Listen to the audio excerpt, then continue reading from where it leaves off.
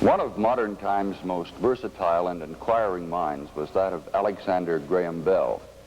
Our civilization places an ever-increasing emphasis on specialization, and we produce few men who tirelessly probe every facet of the forces of nature and of man's existence. Alexander Graham Bell may well be our last example of the universal man. One can't avoid drawing a parallel to the work of Leonardo da Vinci 400 years before. Bell was a prodigious worker throughout all of his 75 years. Some of his work was momentous and some of it trivial, but all animated with a burning belief and enthusiasm that was so much a part of his genius. We know Alexander Graham Bell as the inventor of the telephone, but let's know him too as a daring and original thinker in the sciences of sound, speech, genetics, aeronautics, medicine, marine engineering, and electricity. He was born in Scotland in 1847, the son and grandson of teachers of speech. His father, Alexander Melville Bell, saw illness and death claim 2 of his sons in England. So he moved with his wife and ailing son Alec to Brantford, Ontario in the summer of 1870. Graham Bell's life and work in Brantford and in Boston, the invention of the telephone, are well known, but this is not true of the work of the last half of his life. Much of his last 35 years was spent in Baddeck, Nova Scotia. His daughters, Mrs. Gilbert Grosvenor and Mrs. David Fairchild, his grandchildren and their children still spend the summer and early fall here. It is through their eyes of memory and those of the people of Baddeck that we look at Graham Bell the inventor and Graham Bell the man and his life in Baddeck. He had read a book which was published in 1874 called Baddeck and That Sort of Thing, written by Charles Dudley Warner of Boston. I think it was the first travelogue ever issued in this continent. And that book set forth the little town of Baddeck and peculiarities of its people, the geographical background too, Scottish here and there, and the glens and so on, and particularly the weather. The weather was not too hot for him. He hated hot weather. So he came up here one time in 1885, and he was later to go back to Halifax and join his father and mother, who were going on a boat trip to Newfoundland. But he came here first, stayed for 3 weeks, and liked the place so much that he commissioned my father to obtain a piece of property for him and to renovate a home that happened to be there. And he came back in 1886 and lived here in that house for 2 years. And then he saw the sunsets on the mountain across the bay. The little mountain was owned by 3 families. And he said to my father, I must own that mountain. Beautiful sunset. It is a beautiful mountain. Hence the name Bainbrea, which is the Gaelic for a beautiful mountain. So that property was acquired from these 3 farmers, and it became what's known as the Bainbrea, the Bell Estate. On that he built the lodge, which is now occupied by his second daughter, Mrs. Fairchild. It was shortly after that this house was built. And father and mother made a model of it themselves in Washington out of cardboard. They had great fun doing it. And so then it was copied after that, but it's had to be added to a good deal. Rooms pushed out on the veranda, and so the veranda went all the way around. It was supposed to be a Swiss chalet. And we stayed here. I remember one year, I think it was one of my early years, perhaps perhaps a little before 1900. And we stayed here all winter, practically all winter. And, oh, it was cold. And there was no heat in the house at all except stoves. And every day, Father would make us go out and stir our blood. We always spent the evenings with him. And very often we'd go into the study with him while he was dictating and making notes. And he'd say, you can stay if you'll be quiet and not interrupt. So we would sit there as long as we felt interested in what he was doing. And then we'd go away very quietly. And whenever we came into the house, he couldn't make a noise at all because it disturbed him. The least noise disturbed him. And that was one reason he did so much of his work. It really scientific work. He was working on an idea of gravitation at one time. He didn't see how you could pull anything. He thought it was a push instead of a pull of gravitation. And he had a great many charts showing how the atoms would move up and down, and my sister and I used to play atoms. We'd walk along the road, we'd bump into each other, and we'd go out, and then we'd bump into each other. People would want to know what under the sun we were walking that queer way for. We were playing atoms. He used to come down, I'm thinking now of his later days when we lived here in Baddeck. He would generally come down to lunch, and he didn't have lunch with us. He'd had a very late breakfast upstairs. And he'd come downstairs, and he always had a little notebook in which he had jotted down things to talk about. They were very apt to be something funny that he'd read in the newspaper, you know, some funny story. But the dinners were the most fun, and this didn't happen very often, but it happened enough so that I think it made an impression on all of us. We'd have simple experiments at the table. After dinner was over, Charles would bring in a big tray and bottles and water and that sort of thing. We would, I remember dropping a match in a bottle and then putting an egg on top of the bottle, and, you know, and the egg would be drawn in to the bottle. So the vacuum was created, that sort of thing. We used to have those at the table fairly frequently. And he always sat opposite her in the small way of the table. It was a long table, it's in the middle opposite each other. And my mother would sit with her back to the light and my father facing her so that she could read his lips. And you know, it's quite possible to talk to a person without making any sound whatever. And so we girls very often, when there was interesting conversation, my father was interested, we would tell my mother what was going on the same way without any voice at all. So as not to interrupt the conversation, so she could be kept au courant of what was going on. This would be when there were other guests and your father was discussing some topic with them. Would this be the reason for the dinner notes which he made? Would they be handed to your mother so she would know the subjects which would be discussed? No, he'd tell her. He'd bring his little book out, always had his little tiny notebook. He'd been reading the paper in the morning, and if he saw any funny story or any interesting item, why, he'd write it down. I don't know how many little notebooks we had one time with all these little stories or ideas that he got. And then he would bring them out and put on his glasses and look at them. And then he'd say, by the way, and then he'd tell her the story. It seems that his approach to his experimentation was to get a thing set in his own mind in theory or principle, and then not attempt to put it into practice. Oh, of course, it was experimenting all the way, trying it out, seeing if it would work. Of course, after the telephone, and after that was a commercial success, and he had money enough out of it to get married, he did very little. I don't know that he did anything more about the telephone. Everything, of course, he made the agreement with the telephone company that anything he did had to be given to the company.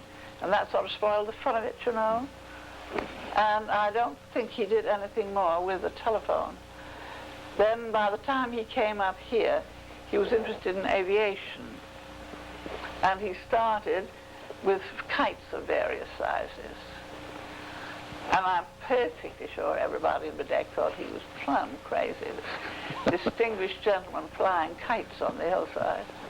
He had them all sizes and all shapes. One of them was so big it lifted a man off the ground and carried him quite a little ways. The man the man isn't living there.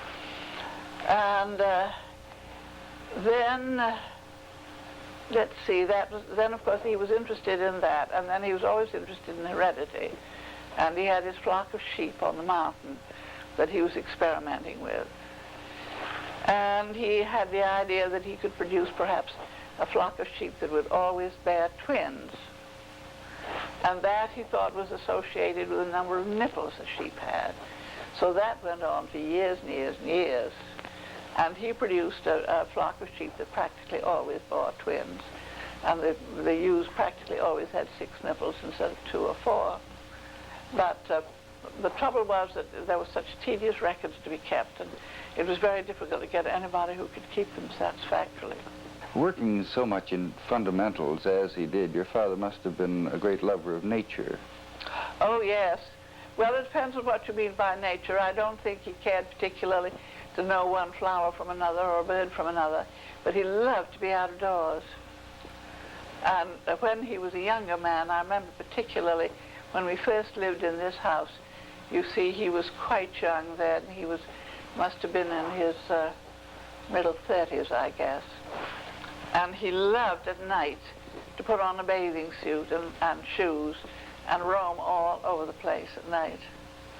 I remember one night we had a perfectly terrific storm. It was so bad the whole house shook. And everybody, even I mean, I was a little girl, all of us came downstairs and had a fire, and Father was out. And Mother wasn't really worried, but she couldn't help being a little disturbed. And pretty soon there was a knock at the window, and there was Father in his bathing suit, the water just dripping down from the top of his head. He'd had a wonderful time. He was out in all kinds of weather in his bathing suit. Oh, yes, he just loved it, yes. And then he would go swimming. Not exactly swimming. He'd always take a life preserver. He was quite cautious, a little bit almost timid. And he took the life preserver, one of these round things, you know, and got up in it with his head back. And then he'd light his cigar, and he'd float around there. You'd look out the window and see this little light floating around on the water. Dr. Bell spent a great deal of time in or on the water. In 1890, he had a houseboat built for his use at Benbria. It was of the twin-hulled catamaran type, and some of the local residents used to call it Mr. Bell's Palace. He would get away from the house with all its activity and take trips around the lakes. Even in winter, when the houseboat was up on blocks by the shore, he would spend his weekends on it. There he could keep the hours he wanted, disturbing no one, and all around him, night and day, was the silence he sought. There he looked for the answers to old problems, and sometimes was presented with a newer challenge. Another young chap and myself were skating around the harbor there in Baddeck, and we decided we'd take a skate around the Point of Red Head. So we skated down along the shore below the Point of Red Head, and we came to a houseboat there. And after looking it over for a little while, we decided we'd go in and investigate. So we scrambled over the beach, and steps were all nicely shoveled off. We might have knew there was somebody in there by that, but we didn't. So we got about halfway up the steps, and the door suddenly opened, and this enormous man with a long blue bathrobe and a red cap with a tassel on it and a great beard and piercing dark eyes stood in the door, and he said, "Good morning, gentlemen." So we said good morning. Not very loud, I don't think. We managed to get it out, and he stood for a minute. Come in, gentlemen," he said. So we scrambled up the steps and went in, and he told us to sit down. We sat down, and on the table there was a can of coffee, condensed coffee, and on a little stove there was a kettle. And he said, "I'm going to make you gentlemen some coffee." All right. But before he started in, he turned and he said, "Now, gentlemen, is this a business visit or is it a personal visit?"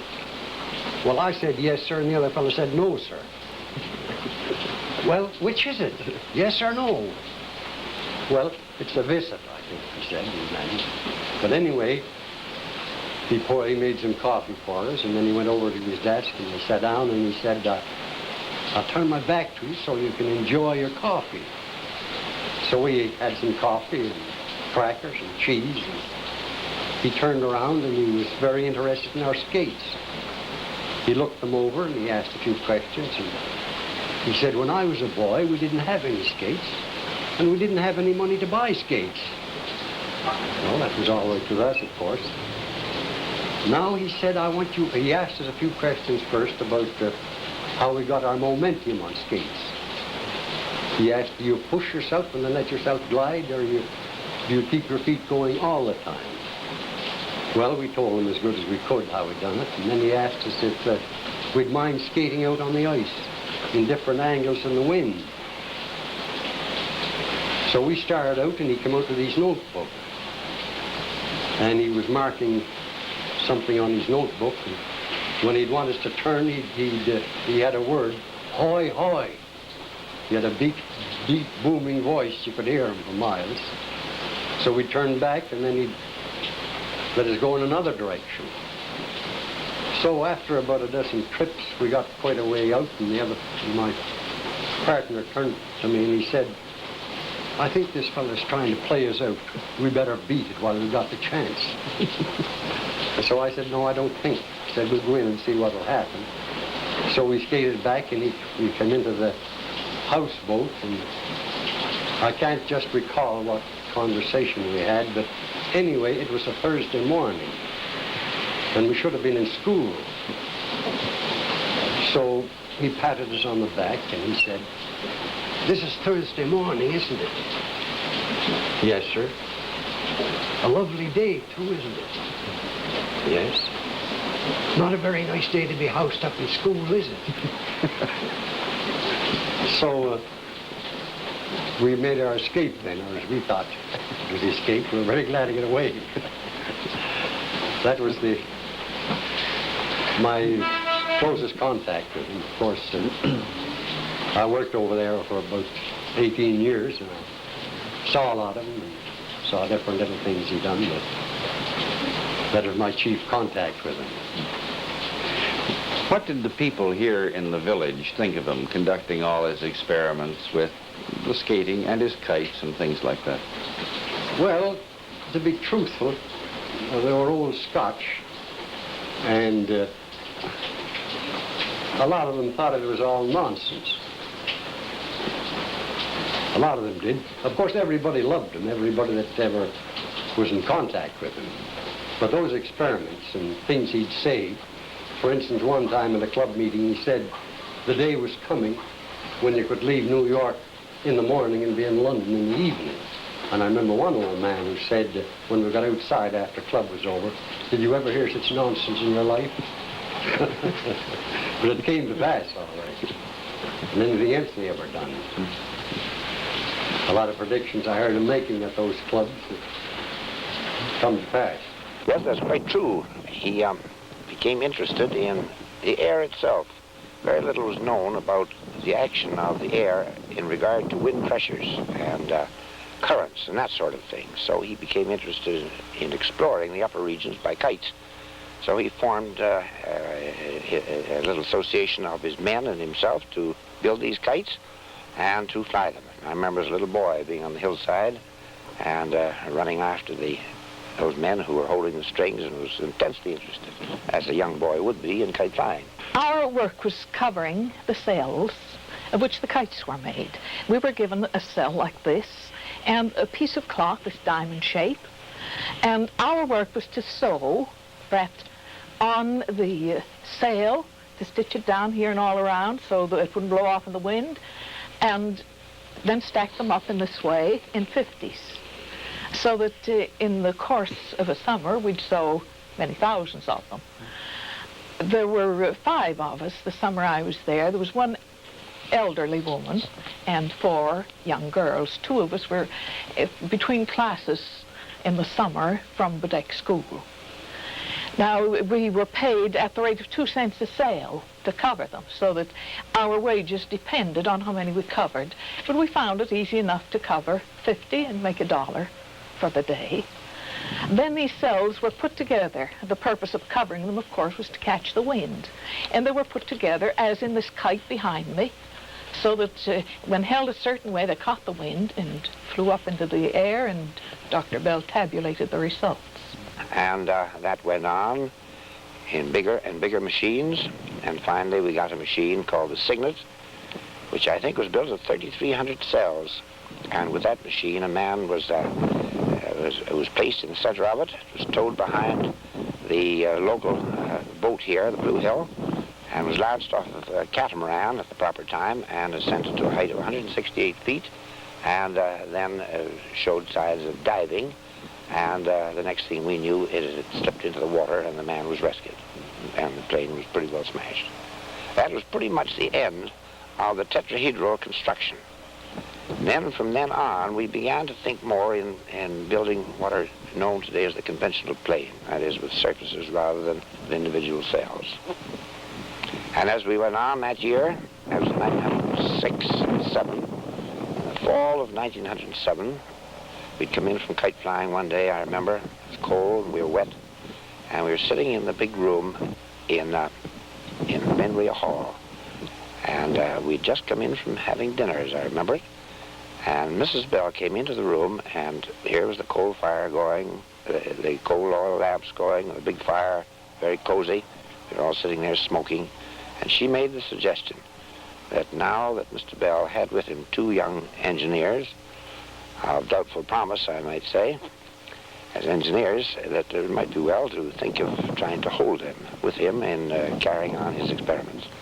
And she suggested that an association be formed and be enlarged, if necessary, in numbers, and that she would be willing to finance it to the extent of $20,000.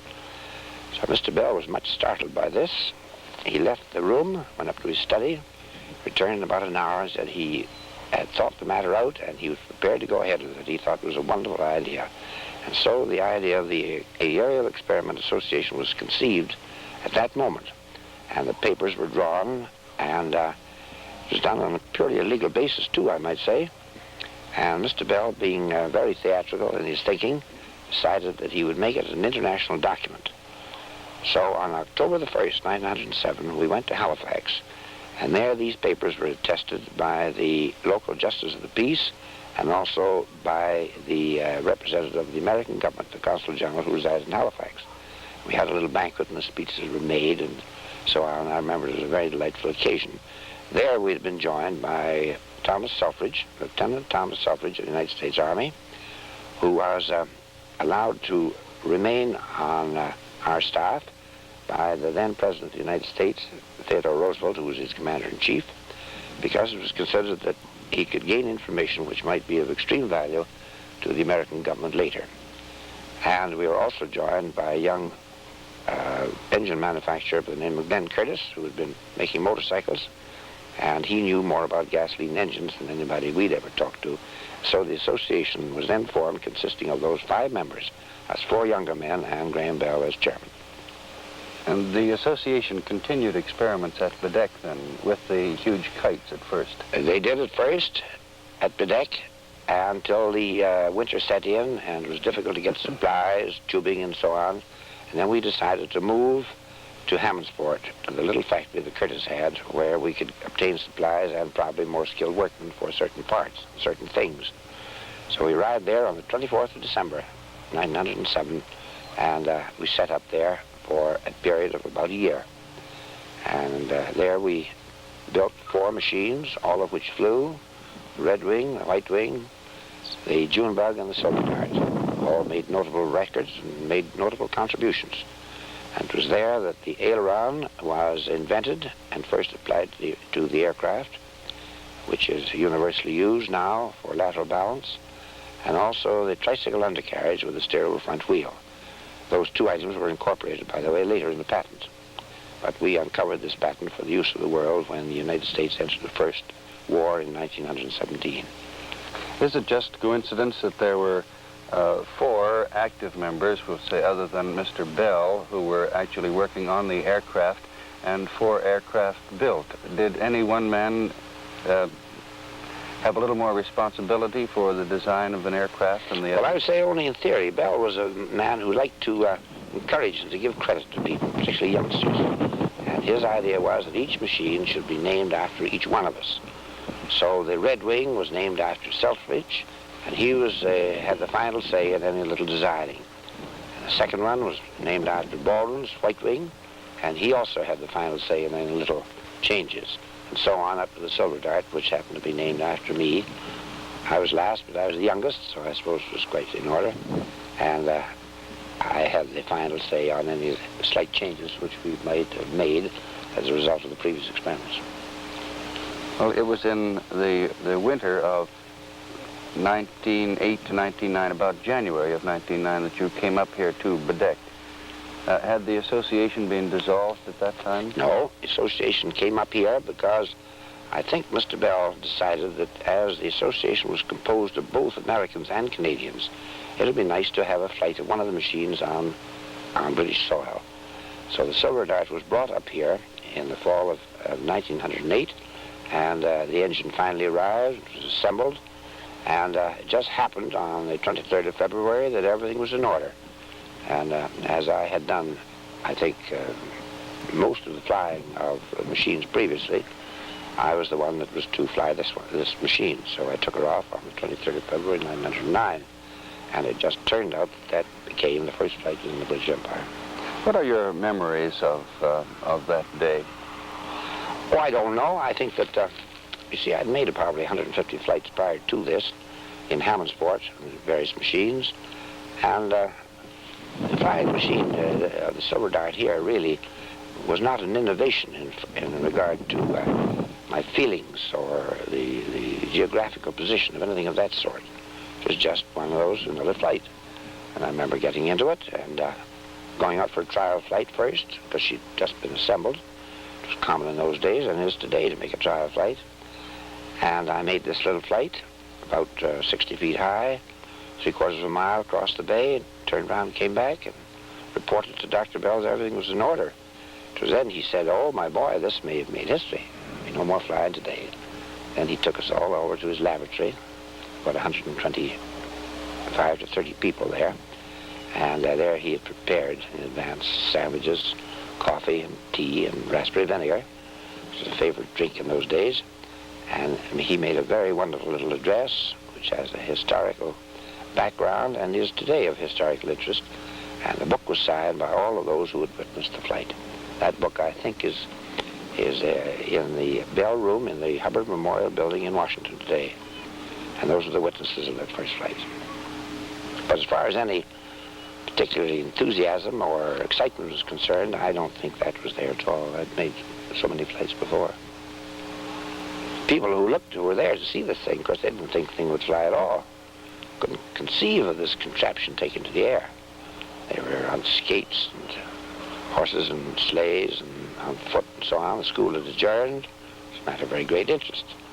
And there's some people in Baddeck today who were there and who remember that flight very well. One of them is Norman Bethune, who runs the local garage. And there are one or two others. I, of course, have very happy memories of it myself. What was Dr. Bell's influence on the association, other than financial? Well, he was the guiding spirit. He was a man who taught us to try and think in fundamentals rather than generalities. See, too many of us today think in generalities. You discuss something with somebody and they say, "Oh, I know all about that." "Oh, do you? How was that?" "Well, I read it in some magazine." In other words, somebody else's idea. And a lot of people think that way, whereas his idea was to think first in generalities, and from generalities, think first in fundamentals, and from fundamentals build up to generalities. Then your thinking was clear. So that he exercised a great deal of constraint on our thinking and on our actions. And, of course, it turned out to be a wonderful inspiration to all of us younger men. Back to Baddeck with Casey Baldwin in 1907. His idea was just to visit here. What was yours? To come back and work with Dr. Bell, or just return home for the summer? Well, return home in the summer and work with Dr. Bell. And Baldwin was an associate of mine in college. And I just suggested to him, and one day I was packing my bag to come down. I said, "Why don't you come down to Baddeck, visit me for a couple of weeks? I think you'd rather like it." And told him about the experiments, one thing and another, and he startled me by saying, "Well, where is Baddeck?" Well, I said, "It's about time you learned. You better come along." So he said, "All right." So he came down here to visit me for 2 or 3 weeks. Well, he's like the man in that famous play, The Man Who Came to Dinner. And he stayed here 40 years. Matter of fact, he died and is buried here. He's a great fellow. Man of considerable brain. He had a research mind, and a very fine one. And he and I were very great friends. A lot of his ideas were incorporated in the HD-4. He was, do you think his interest lay more in marine than in the aeronautical side? I think later, you're right. He gave up the airplane end of it. He became dissociated with it in 1909, And his mind then turned to watercraft and aerofoils, waterfoils. And Mr. Bell was glad to go along with him. He experimented here. Bell saw a vision ahead of where ocean liners sometime in the future would be raised from the water and run on these little aerofoils, and their speed would be immeasurably increased. And so they built these hydrofoils here, and one of them attained a speed of 70.6 miles per hour, I think, somehow driven by air propellers. And that principle now is in commercial operation in the Straits of Messina, I think, where they built some boats crossing there, and they've done wonderfully well and carried the passengers in a fraction of the time that the old ones did. As a matter of fact, they have been written up. That story's been written up, I think, in the National Geographic magazine by Dr. Groner himself because of his knowledge and interest in the early experiments here. No one is at present more occupied with the works and documents of Dr. Bell than Mrs. Vera Casserly, custodian of the Bell Room in the National Geographic building in Washington. This is the present boardroom of the Society. Did you work in this room when you came with the Society at first? No, I did not. I was upstairs in clerical work, and I was brought down originally to the business office, and then when this was opened as a reception room, I was put here to preside. It was sort of a bureau of information. I had to know where to get the information. I certainly didn't know it all. And I had to meet people of all classes and all kinds, from princes and counts and ambassadors to, well, plumbers. What were your impressions as a young girl of Dr. Bell? Well, I never had the opportunity of a real conversation with Dr. Bell, but the door going out to the hallway was always left open, and Dr. Bell would always stand there, sort of lean in and say, "Good morning, young lady, how are you today?" And I was impressed with his graciousness and his kindliness. And then, of course, his physical appearance was startling. He was tall and lionel head with lots of white hair and piercing dark eyes, and a most melodious voice. It was like music. This is the bust of Gardner Green Hubbard, who was the first president of the Geographic and the father-in-law of Alexander Graham Bell. And, of course, this building was a memorial to him.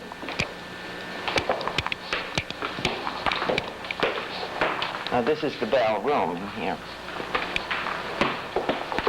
Mrs. Casserly's task is that of cataloging and filing the prodigious writings of Dr. Bell and his associates. Not only was every phase of every experiment noted in detail, but Dr. Bell kept a close account of his own day-to-day activities. Also present are many family letters. Mrs. Bell once wrote, "I personally cannot bear to destroy letters which are the record of a life." Many of the letters are beautifully written, and like the details of experiments, contain many surprising examples of Dr. Bell's daring thinking. He had done so much in the advancement of evolution.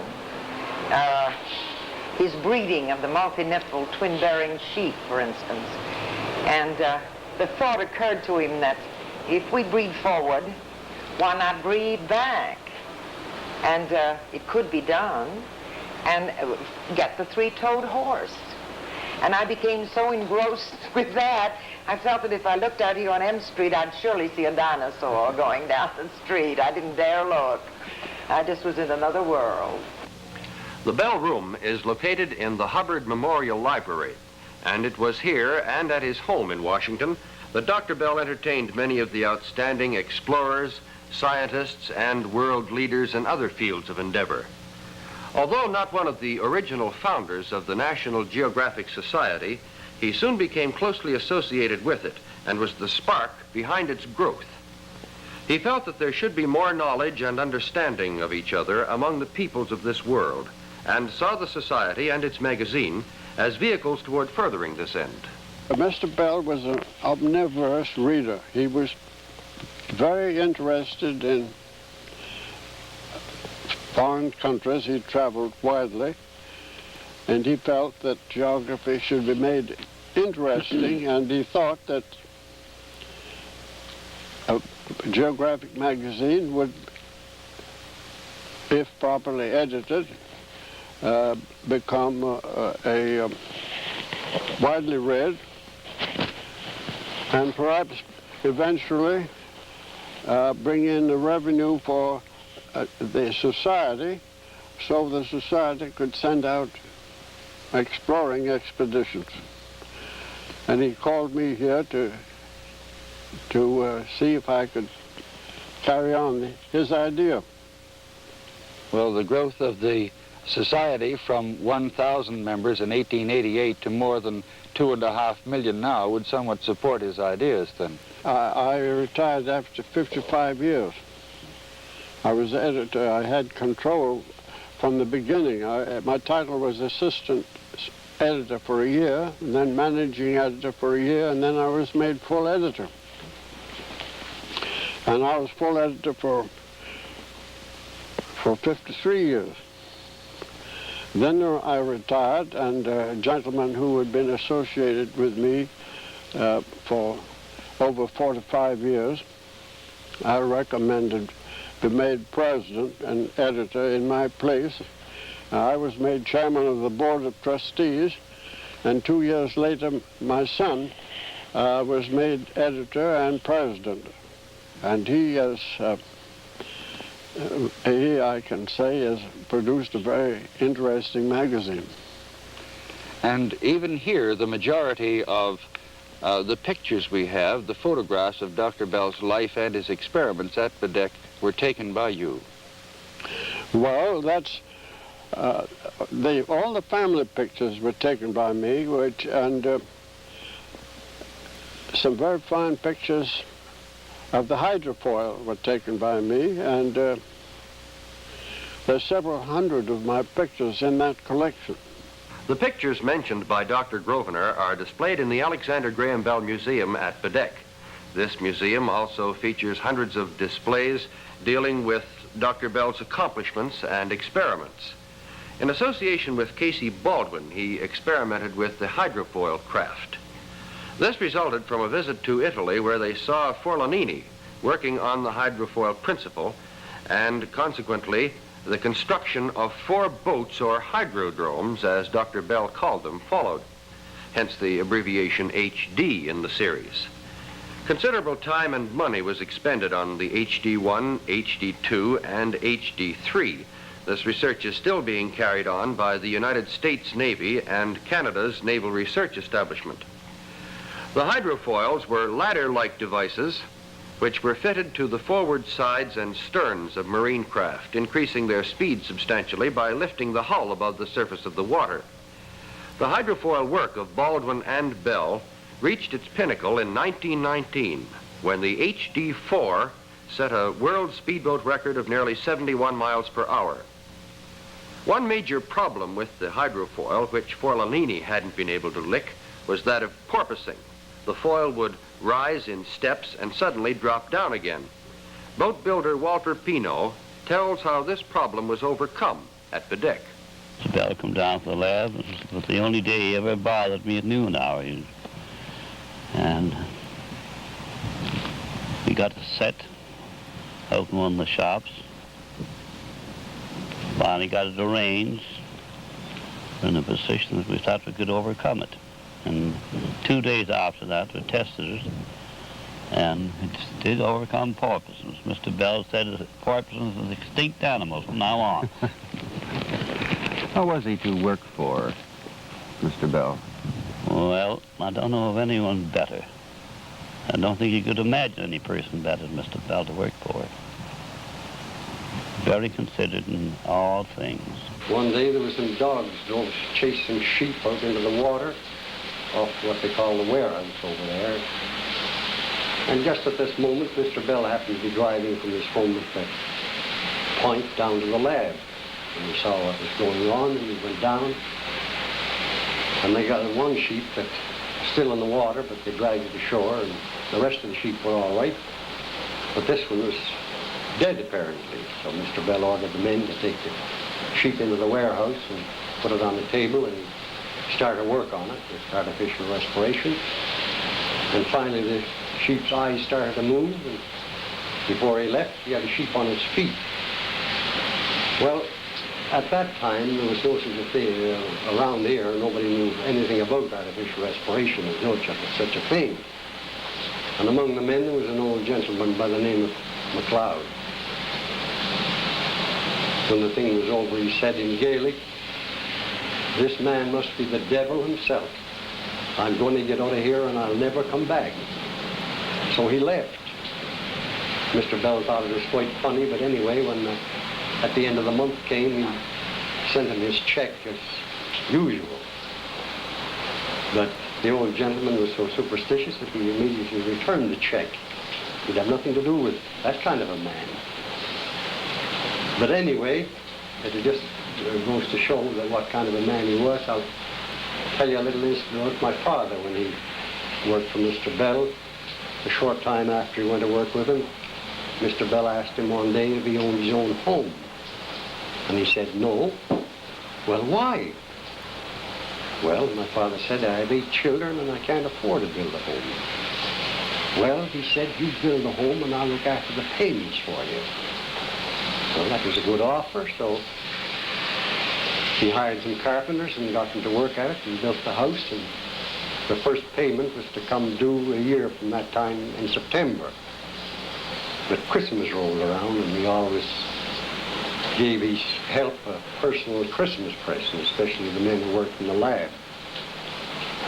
So when he was passing out the presents, I don't know what he had for the other men, but he passed my father a long envelope and he said, "This is your Christmas present, Mr. Ferguson."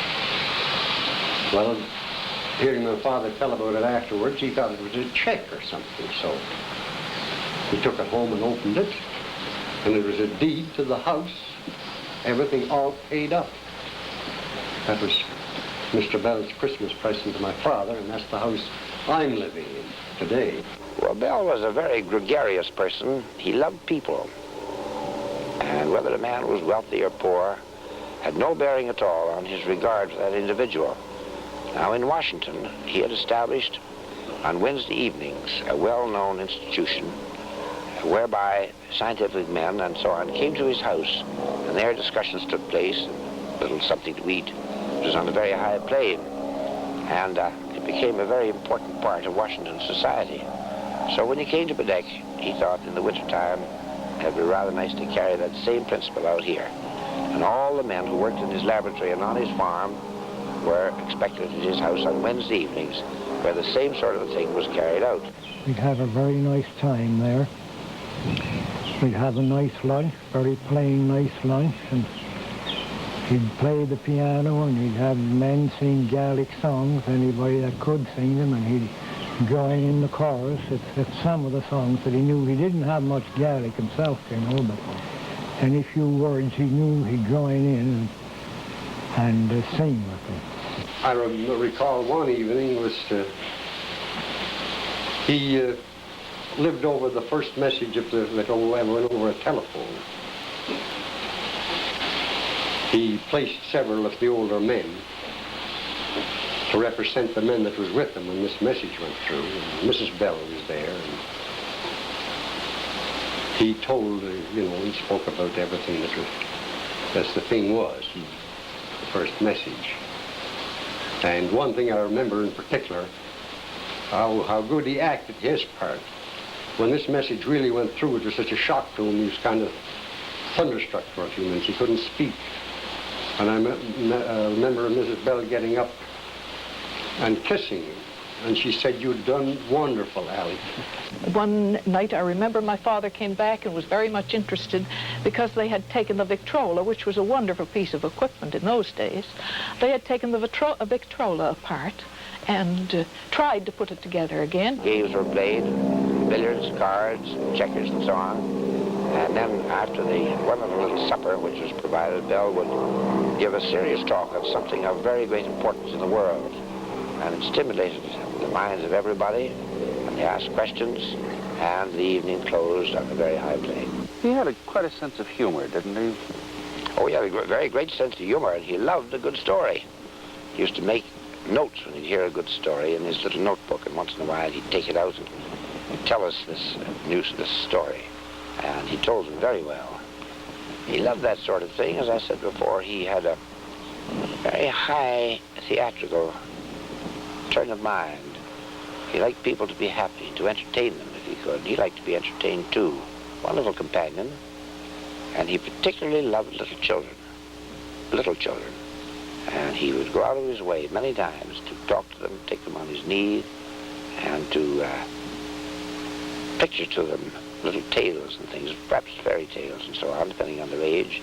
And those little children never forgot him. Small kids,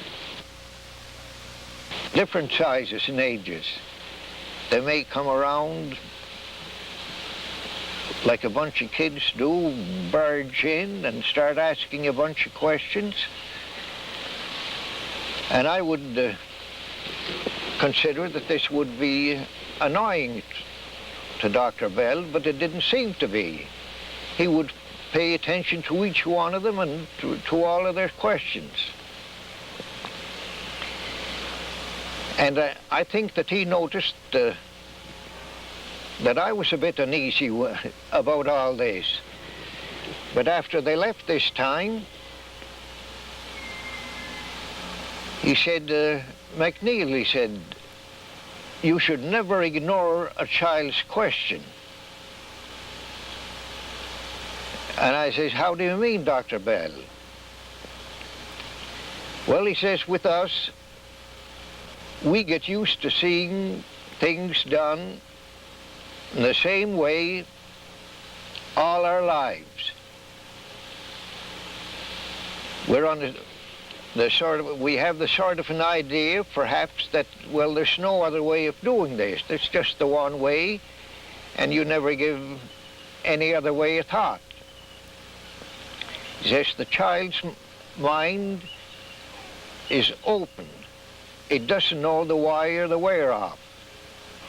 And very often a child will ask a question, and in the child's mind, it might be a crude way of doing this, and that there should be a better way. And he says that's where we should start thinking then.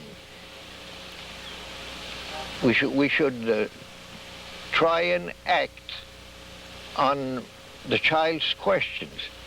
There may be many ways of doing a thing better than the way it always has been done. Finding that better way to do things extended to Dr. Bell's methods of teaching speech to the deaf, his continuing passion, and a field in which he was a startling innovator. His work is carried on today by the Volta Bureau in Washington, which was founded indirectly with the proceeds of the International Volta Prize. He won the prize, but he felt it wasn't enough money to do what he wanted to for the deaf. It was a very handsome prize. And it was, I think it amounted to $15,000, which in, of course, 1881 was a great deal more than it is now. But he felt that he could invest that money in some way and perhaps invent something else and sell it. And then he could use that to found an information center. So he asked his cousin, Chichester Bell, to come from England. And he and Sumner Tainter and grandfather founded the Volta Laboratory. And they perfected the graphophone, Edison's graphophone, which had been used in the laboratory but was not readily available for everybody. And they perfected the wax disc record. And the patent for that they sold to that company, and for $400,000. And grandfather's share was $200,000. So he used that to establish the Volta Bureau. And he used the name Volta in honor of the Volta Prize, which had meant so much to him and had been given to him by France.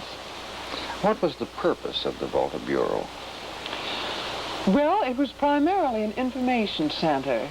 So many people wrote to him, so many parents from all over the world. I have come upon many of those letters over here in our old kite house over there in the files, and parents saying, my child can't talk, it's deaf, what can I do? And there was no place to write to. And grandfather would drop anything he was doing. I remember even as a child, if he would be working out there with his hydrofoil boat, or a letter would come, and he would immediately go and answer a long letter. And to tell them that these children could be taught to speak, and where they could find a teacher, and where they could find a school. But he felt there should be a central bureau to answer these queries. And that was the original purpose of the Volta Bureau. And then there should be an organization to publish books, to help teachers. And there should be a monthly magazine. And that was really how it started. He kept in contact as long as he lived. His death occurred in 1922, you know. And ever since his death, every effort has been made by the Volta Bureau and the association which owns it to continue the work of helping the deaf in every way possible. He himself was always interested in them. The last time I ever saw him must have been, I suppose, about 6 months before his death. I went down to his home on Connecticut Avenue to show him something, a picture that we had. And while I was there, a young couple came in with a little boy. Somebody had sent them to see Dr. Bell. And he spoke to those people as if they had been his best friends. He was just as warm and friendly and interested in that little boy as he could possibly be. I don't know whether the child was deaf or not, but Dr. Bell was working with him and trying to find out when I left. That was the last time I saw him. His work goes on just as completely as the people at the Volta Bureau can manage to carry it out. I would say that he and grandmother were pioneers in progressive education. And they went to Italy and met Madame Montessori, who was, I believe, is acknowledged as the pioneer. And they came here to Baddeck, and we were all used to spend our summers with them. And they thought that it would be a good idea to start a little school here. And so we had it over there in the boathouse where the little stage is. There were about 7 or 8 of us. My cousin Sandy, that's Alexander Graham Bell Fairchild, who's a little older than I, and a couple of my sisters, and then Marion Doherty, whom I'm sure you've met over in Benvria, and the Rose girls, and Tommy Burns, who was the superintendent's son. And we had a wonderful time at that school. The idea was to introduce us to as many different things, as many different interests as possible. And grandfather felt that in educating a child, it was a good idea to introduce him to as wide a variety of subjects, even if he didn't have a chance to pursue them at the moment, that later on in life, these interests might lie dormant for years, but later on in life he might return to one, and so it would make him a more interesting adult, or make life more interesting to him as an adult, if he had many interests, you see, instead of being just specialized in one field. Graham Bell died on August the 2nd in 1922 after a very short illness. Both he and his wife are buried on the mountaintop at Benvria. Walter Pino mentioned that Mr. Bell had a premonition of his death. Yes, he did. Shortly after he came down one day at conference, he fainted out on me. And he caught an old-fashioned vertical desk phone, he caught it with both hands and hugged it right to him. And I tried to take it from him, but he had a very strong grip on that. And I went to the door to go downstairs to use the other phone. As I got to the door, I stopped and thought again. Mr. Bell didn't grab that phone for the fun of it. He had a certain reason for doing it, and I just waited till he got out of the faintest spell, which I did not time, but it might have been 4 or 5 minutes or something like that. And after he got out of it, able to talk again, said, "Never phone the doctor when this occurs again. Because he says, no doctor can save me now. It's all too late.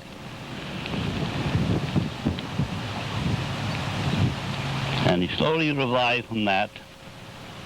It was only a matter of about 10 minutes till he was almost the same old smiling gentleman as he was previous. He was that type of man that he didn't want to, well, let anyone think he was weakening down, not on account of pride, it was more on account of not bothering people.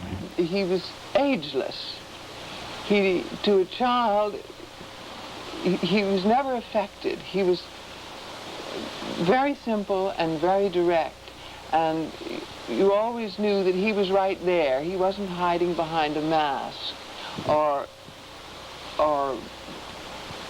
pretending. There was no hypocrisy there. He was right there with you, and he always seemed very dynamic and full of the things that he was going to do and wanted to see done. And so he was very stimulating to have around and to be with. Oh yes, he was wonderful. And the thing about it was too that he looked the part. Somehow or other you knew that Father was somebody with a capital S. He looked the part.